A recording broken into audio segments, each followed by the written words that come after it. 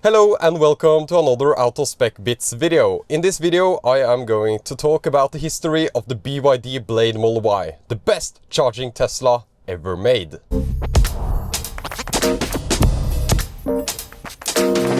So I will run through the history of the car itself, when it was introduced and when it was discontinued. I will talk about the battery tech because of course the BYD Blade battery is a very special kind of battery. I will talk about the charging performance, which is the big thing with this car. I will talk a little bit about degradation and longevity, because this car has been on the road for a few years, so we can look into degradation numbers. I will also talk a little bit about cold weather performance of this LFP battery. It's a lithium iron phosphate battery, and I will talk about how unique this car was, and a little bit maybe into the future of Tesla and their sourcing of batteries. I will talk about real-world insights that I have had personally with this BYD Blade Model Y, because we kind of have one in our auto-spec fleet. I will also sum this up with my final thoughts on the car itself. So join me for this exciting video. I have taken some notes to make sure that everything is included in the video. As far as my research goes, this battery was first mentioned around 2022, when a BYD executive talked about that they would have a partnership with Tesla for batteries, which was kind of strange at the time, considering that the CEO of Tesla, Elon Musk, has talked about a lot of the competition from the BYD cars and how the Tesla cars are superior in so many ways. And of course BYD is a enormous producer of both batteries and new energy vehicles, so both plug-in hybrids and electric vehicles. Actually, they are kind of on par with Tesla in terms of production of electric cars. So there are some fierce competition between these two brands, especially in China, but now increasingly also in Europe. So it was first mentioned by this BYD executive in 2022. Then later on we started getting some kind of EU approvals for batteries, because new batteries need to get EU approval before going into cars in the European Union. So we got like a confirmation of approval for a 55 kilowatt-hour LFP battery in the cars, and it said it was kind of structural and different from all the other batteries. I don't know where this 55 kilowatt-hour number came from, because the battery is, after my testing, around, I've been able to pull about 58 to 59 kilowatt-hours out of the battery. Anyways, it's smaller than the long-range battery that we have had in Europe, which is the LG battery, which is NCM chemistry instead. So anyways, this battery was then put into the BYD Blade Model Y, of course, in the Giga Berlin factory. This is a Giga Berlin factory exclusive car. So yes, it is a Chinese battery, but it was only available at Giga Berlin for its entire lifetime. And it was only put in the rear-wheel drive Model Y from Giga Berlin as well. So in Norway we didn't sell so many of these cars because people want all-wheel drive cars. But in Central Europe, there are many more buyers of rear-wheel drive or single-axle drive cars, so then it sold more there. So the rear-wheel drive standard range Tesla Model Y from Giga Berlin. It was just called the Model Y actually, not the standard range, but I use that word to differentiate it from the long-range rear-wheel drive, which came much later. What's difficult about this battery and finding it is that Tesla doesn't advertise any of their batteries. They don't tell you the manufacturer of the battery, they don't tell you the capacity of the battery, they don't tell you any information about the battery at all. So it's up to people digging into the batteries, into the vehicle identification numbers, to find information about the batteries, which is extremely exciting to follow. I like to follow on X and other social media and YouTube, of course, trying to decode and demystify these cars, because Tesla doesn't do this themselves. So it was difficult to find out if you had the CATL LFP battery or the BYD LFP battery. The C80 LFP battery is similar or the same as the one that was in the standard range Model 3 and still is in the standard range Model 3 in Europe. That car was discontinued in the US because the C80L battery is made in China. Anyway, the Model Ys from Giga Berlin, the standard range rear-wheel drive, came with either a C80L or BYD LFP battery. And you had to look at the vehicle identification number to find out which you had. So the 7th letter of the VIN decided if you had the C80L battery, that's the letter F. If you had the letter E, you had the BYD blade battery. So very interesting way to decode and demystify this. This vehicle identification kind of analysis was only possible to do on the rear-wheel drive standard range Model Y from Giga Berlin. All the other cars reuse the letters for other types of batteries. So even if you have an E and a long range, you unfortunately don't have the BYD blade battery.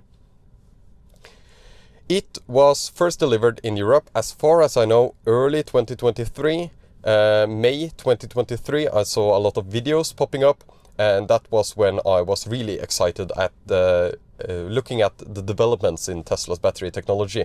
I was actually down in Europe and did a whole trip in Europe checking out the V4 dispensers that were placed at the Harderwijk supercharger, the first one in the world in the Netherlands, and I was there to be able to check those out. I was really interested in the new technology, and that was when I heard rumors about this BYD Blade Model Y, and I saw some charging tests that it pulled 178 kilowatts at 50%, and that was the first videos that came out from Germany.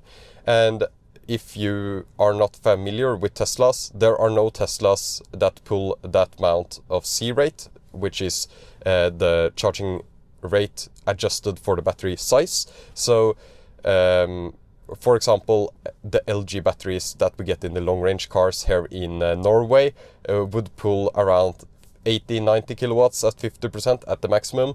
Maybe the Panasonics are a little bit more, upwards of 100 kilowatts at 50%, but no other Model Y would actually charge at 178 kilowatts at 50%. So it was a major wake-up call, I would say, for me to see that, okay, Teslas can charge better than they do.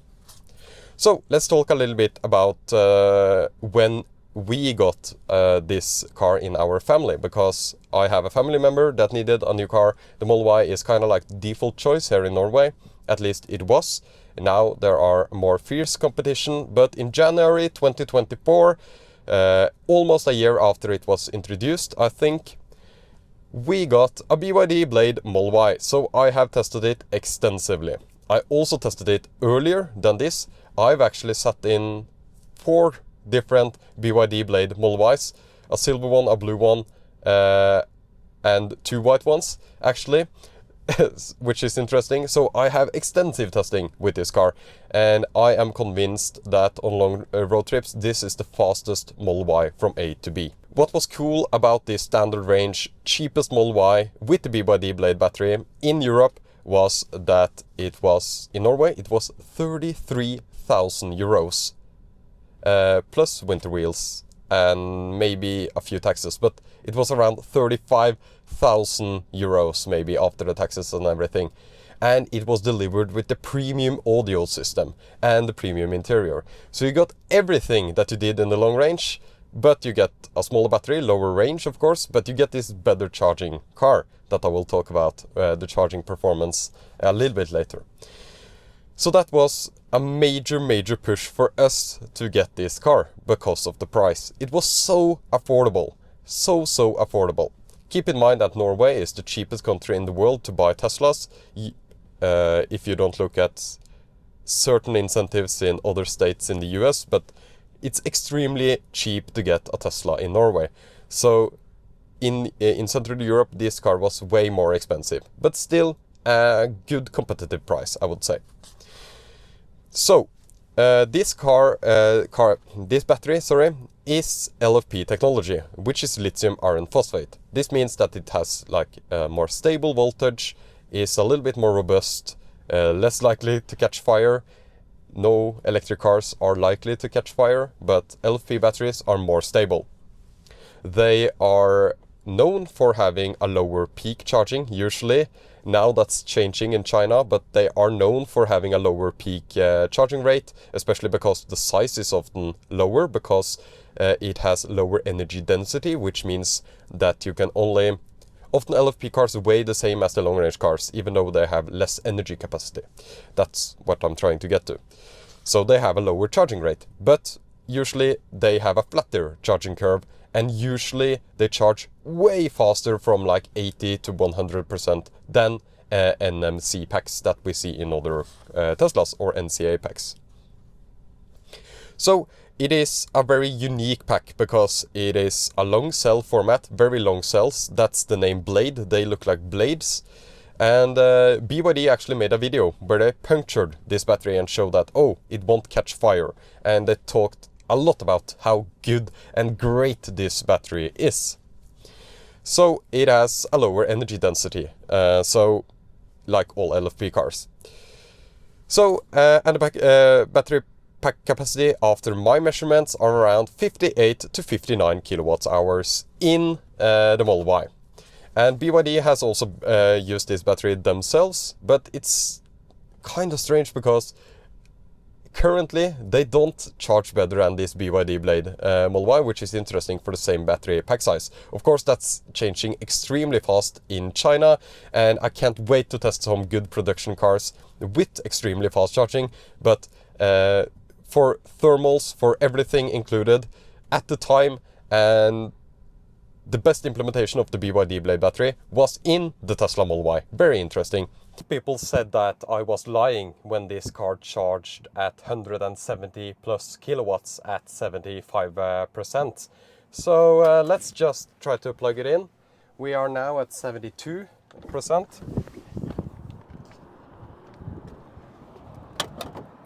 This is a V3 supercharger.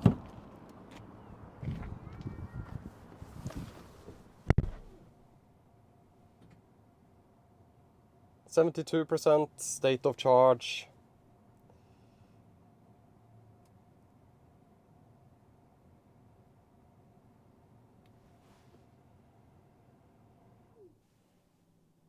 (172 kilowatts at 72%. Of course it won't charge for that long at that speed, especially if you charge from like 10% or 20% or even lower than that. But it'll hold it for quite a while. And that's, of course, due to Tesla's amazing thermal systems, amazing preconditioning logic, and other stuff. So let's talk about charging performance. That's what you're waiting for. So it's 10 to 80% in as low as 19 minutes, if their conditions are correct. And you will tell me, oh, that's good, but it's not revolutionary. We have seen faster than that from other manufacturers, and especially 800 volt cars, eGMP and stuff, starting to reach that number with larger packs. Of course, this is a smaller pack. Well, what if I tell you it's 10 to 99% in 35 minutes? That's more impressive, I would say. So what's going on with this charging curve? Well, it's 178 kilowatts peak, but you will get it at 10%. You will get the peak at 20%. You will get the peak at 30%. You will get the peak at 40%. You will get it at 50, 60, 70%. You will get the peak. And I've even got the peak at 76%, and it'll charge extremely fast regardless of when you plug in. This is very similar to cars that have a boost curve, like the F-150 Lightning. But this is, in my opinion, more impressive because you have this smaller battery, you have this extremely efficient SUV. One of the most efficient SUVs ever made is the Tesla Model Y, so this really, really helps with that. From a perspective of where you want to go on a longer road trip and you will do multiple charging stops, this is a fast car to move. So it will hold the peak for around 20 to 30%. Some have seen upwards of 40%, holding the peak up 40% from the starting point. It always depends on when you are starting. You won't get 178 kilowatts from 70% to 100%. It'll taper quickly at 70%, but it will charge fast. And at 90, 8%, it's still like 40 kilowatts. It's insanely fast to fill up this battery. You can charge past 90% on a road trip with this battery easily because of the charging time from 10 to 99% in 35 minutes. Very, very impressive. And I've done some charging tests as well, and I've seen like 17 minutes from 53 to full. Isn't that impressive? So it jumps up to 178 kilowatts, holds it for 10, 20, 30% at least, and then still tapers slowly. So it's not like the LG battery that tapers down to 50 kilowatts. Yeah, dangerously fast actually. So it doesn't have a best charging range. For example, the LG battery is best from 0 to around 40%. And the Panasonic battery is a little bit different, and you have some other Teslas that are different. For this car, it doesn't matter, which is why I always talk about the BYD Blade Model Y being the best Tesla for beginners. You don't need to care. You can fill it like a gas car. You can fill it whenever you want and whenever you feel like you need to, which is extremely interesting for an electric car. At the same time, you can charge it to 100%. You have to, because it's an LFP battery. You have to charge it to 100% to calibrate it from time to time. It's still not the best scenario to charge it to 100% daily if you don't need to, but you can charge it to 100% more often, which is great for beginners, combined with just plugging it in when you need to, arriving at the fast charger at 40%, and it doesn't matter. You will get on your way in 15 minutes regardless. It doesn't matter. So it's a very, very nice car for beginners, this BYD Blade Model Y. This is very in contrast with the C80L battery, because the C80L battery has its best charging performance down low, so it actually matters when you plug in. So it has a very slow taper. Preconditioning, it doesn't need preconditioning, this battery. You can plug it in and you get 178 kilowatt, which is hilarious for a LFP pack. Okay, we plugged in at these Alpitronic Hyper 300 chargers, which should give us more than enough to max out this battery pack at any state of charge. Keep in mind that the battery pack is now around 7 degrees Celsius or something. So let's see here. And it's a BYD Blade battery, which means it's an LFP battery, no cobalt. And also it is a 60 kilowatt hour gross capacity battery. And we jump up to 135 kilowatts immediately. Even the NMC packs and the NCA packs that were shipped earlier in Norway in the cold weather need significant preconditioning. The C80L battery needs insane preconditioning. It will actually cold gate and stop if it doesn't use a lot of energy on preconditioning. The BYD Blade Model Y doesn't need preconditioning at all. You can plug it in and it'll charge fast. If it's really, really cold, you can get like 5 minutes of preconditioning and it's good enough. This means also in cold weather that you get a lot of regen available in the battery. So it's very, very nice in that regard. You can regen, you don't lose regen in the winter like the C80L battery. And even the NMC battery, you lose regen in the winter, not with the BYD Blade battery. It has awesome thermal management because it is integrated well into the Tesla system. Also, it is important for me to note that the battery will overheat. So that's the reason for like the good thermals are until it overheats. Then it starts tapering and slowly tapering when charging. But I haven't seen this as a huge problem. I would rather have this than the cold gating of the C80L battery, which is the main competitor and the battery that they actually use now in the Juniper Model Y. Because this battery was discontinued with the new Model Y that came to Europe in January 2025. First deliveries in March 2025. So strong regen in cold, good thermal performance. Let's talk a little bit about degradation then, because it can't be good for the battery to charge 100% all the time and at high speed up to 100%, and overheating sounds like a recipe for a disaster. Well, I did a degradation test of our BYD Blade Model Y after 30,000 kilometers, and after 1.5 years. Test is done. Let's check the result. Jump in the car. Holy, what? And usually you would see like 5% degradation at least in the LG packs, I would say, and in the CATL battery maybe a little bit less. On this BYD Blade Model Y, after 1.5 years, we saw 1% degradation. Of course, we need more data. It's important to have a lot of data when looking at degradation numbers, because it can be specific from pack to pack that was installed in the cars. Of course, being an LFP pack, it also has no cobalt for those that care about that. Okay, so this unique Model Y variant had around 440 kilometers VLTP range, and this is very, very low. It's one of the lowest range Teslas ever, modern Teslas ever sold, so it has significantly lower range. But because of the fast charging, we have seen this on road trips all the way to the north of Norway. It's so fast.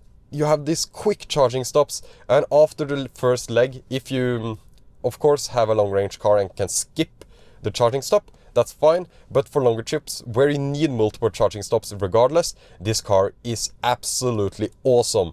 It's so fast charging. You can just ride on the 170 kilowatts wave and just get on your way. You can have 10-minute stops effectively, and you can have longer stops if you want to.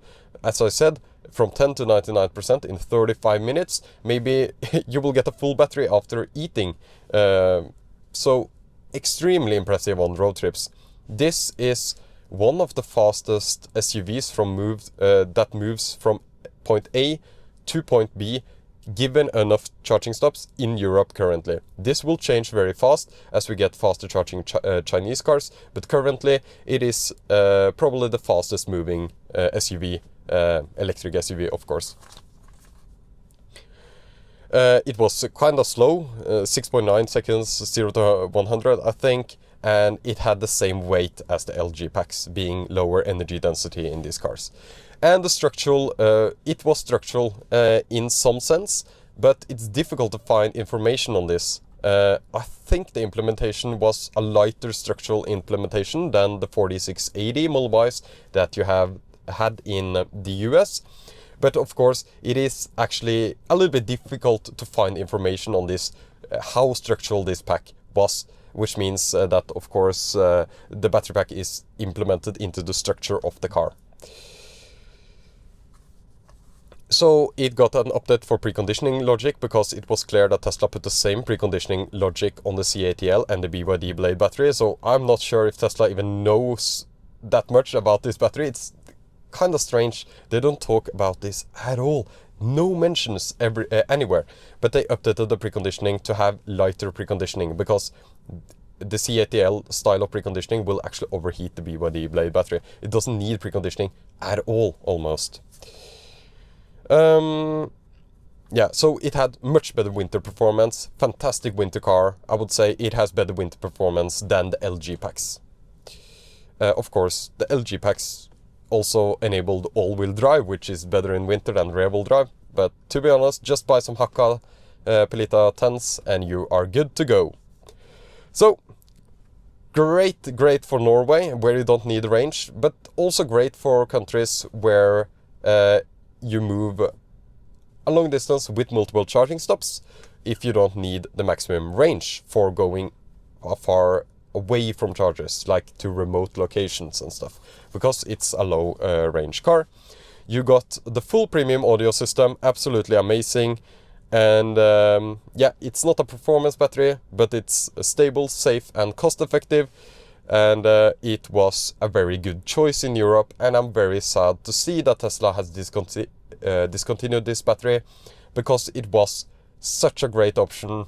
And now we are back to the CATL battery, which is allegedly updated, but I haven't seen any charging numbers like the BYD Blade Model Y that we had.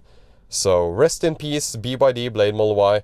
Thank you so much for watching another Autospec Bits video. This was a very different video. So leave a comment down below what you thought about the video, and I will talk to you very, very soon again.